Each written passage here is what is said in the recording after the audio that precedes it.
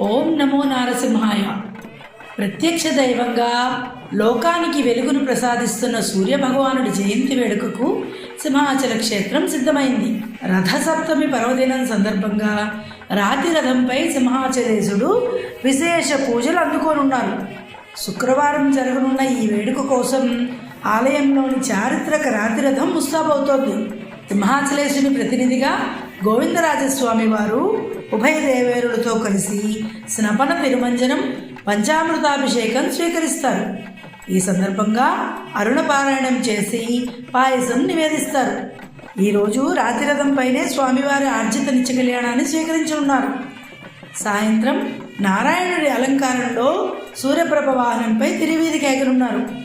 శ్రీకృష్ణాపురం నృసింహవనంలోని సూర్యనారాయణమూర్తి విగ్రహం వద్ద రథసప్తమి పూజలు నిర్వహిస్తున్నట్లు దేవస్థానం ప్రకటించింది.